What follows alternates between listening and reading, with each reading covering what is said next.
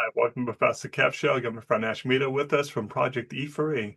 Hello, how you doing today? I'm doing great, Professor. How are you? I just living the dream, my friend. So before I jump in and we talk about Project E4E, tell me a little bit about yourself. What should my viewers know about you? So I'm Ashmita Gupta. I'm a teen from India.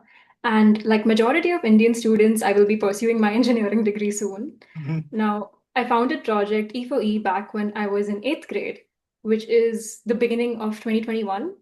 And basically, Project E4E aims to help underprivileged children aged 10 to 15 who lack adequate resources and funding for their education. So tell us a little bit about what you do as part of this. How are you helping those students?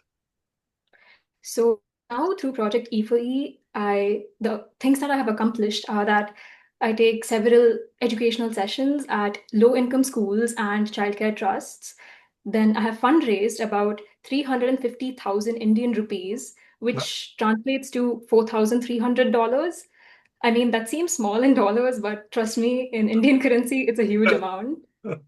So and apart from this, I am currently developing a digital curriculum based kit, which I call the Eduification Toolkit.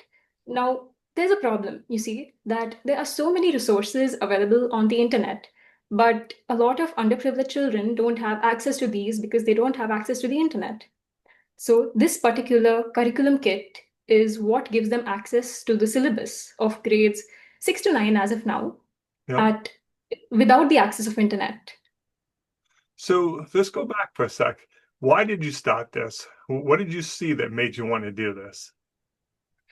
So, since the beginning, my parents, they have always inculcated the values of empathy and kindness in me. And all of this really started on a New Year's Eve when we approached a childcare trust. And, we went there with books and food for the children.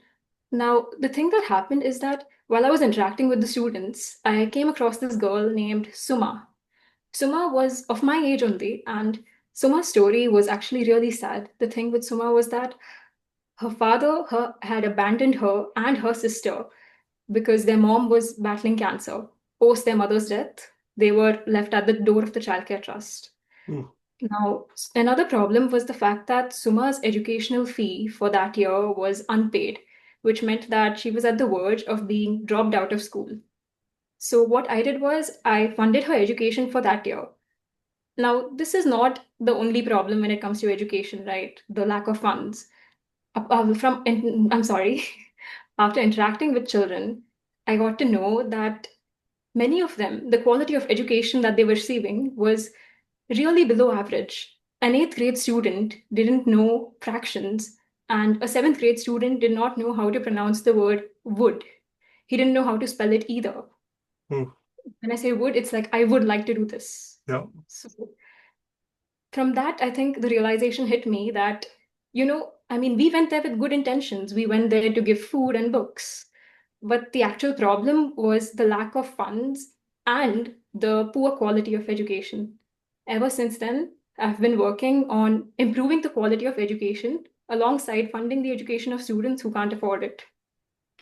Wow, it's an amazing story.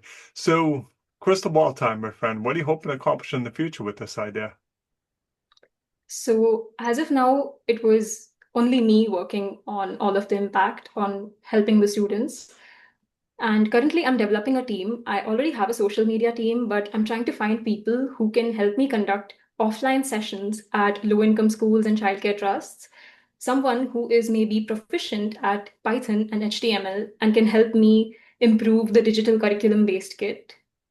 And third is someone who can help me make presentations and probably help me break the language barrier in our country because India is a huge country. We have over hundreds and thousands of languages spoken here. Wow. So these languages also act as a barrier sometimes when you're trying to educate children because there are children who may know Kannada, there are children who may know Telugu.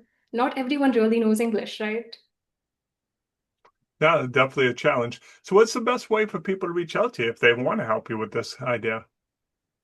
So I'm there on LinkedIn, Ashmita Gupta, the founder of Project E4E, as well as you can reach out to me on the Instagram, that is project underscore E4E underscore.